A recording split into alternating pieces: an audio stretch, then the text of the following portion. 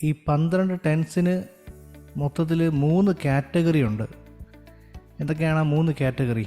Present, past, future അല്ലേ? ഈ 3 കാറ്റഗറിയുടെ അകത്ത് 4 സബ് കാറ്റഗറി ഉണ്ട്. 1, 2, 3 എന്ന് പറഞ്ഞ് താഴോട്ട് ഇങ്ങനെ പോകും. ഇതിൽ നമുക്കിനി ഇങ്ങനെയാണ് പാസീവ് വോയിസിൽ എടുക്കുന്നത്. എളുപ്പവഴിയിലാണ് ഞാൻ പഠിപ്പിക്കാൻ പോകുന്നത്. Present 1, past 1, future 1. Present 1, past 1, future 1.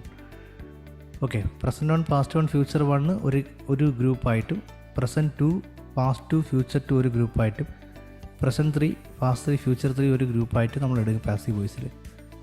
അപ്പോൾ അങ്ങനെയാണെന്നുണ്ടെങ്കിൽ ടോട്ടൽ എത്ര പാസീവ് വോയിസ് വരണം? 12 അല്ലേ? 12 വരണം ടോട്ടൽ. 4, 3, 12 വരണം. പക്ഷേ നമുക്ക് ഇംഗ്ലീഷ് ലാംഗ്വേജിൽ എല്ലാ 4ാമത്തെ ഫോമിനും പാസീവ് വോയിസ് ഇല്ല. ഇവിടെ ഇല്ല പാസീവ് വോയിസ്. അതുപോലെ ഫ്യൂച്ചറിലെ 2ാമത്തെ ഫോമിനും പാസീവ് വോയിസ് ഇല്ല. അങ്ങനെയാണെങ്കിൽ ഉണ്ടെങ്കിൽ എത്ര പാസീവ് വോയിസ് നമ്മൾ പഠിക്കണം? 8. ഓക്കെ, 8 എണ്ണം നമ്മൾ പഠിച്ചാൽ മതി. 8 എണ്ണം ഇംഗ്ലീഷിലേ ഉള്ളൂ. ഇനി എന്താണ് പാസീവ് വോയിസ്?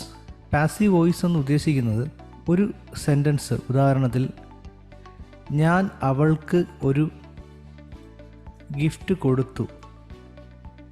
ഈ സെൻറ്റൻസിനെ തിരിച്ചെഴുതുന്നത് ആക്റ്റീവ് വോയിസ് ആണ്. തിരിച്ചെഴുതുന്നത് ഗിഫ്റ്റ് ആദ്യം എഴുതുന്നത്. ഒരു ഗിഫ്റ്റ് അവൾക്ക് കൊടുക്കപ്പെട്ടു, നൽകപ്പെട്ടു എന്ന് പറയുന്നതാണ് പാസീവ് വോയിസ്.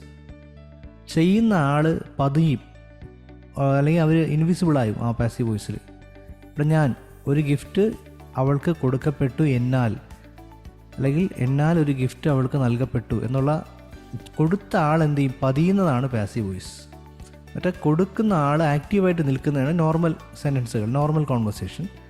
കൊടുക്കുന്ന ആൾ പുറകിലോട്ട് പതിഞ്ഞു പോകുന്നതാണ് പാസീവ് വോയിസ്.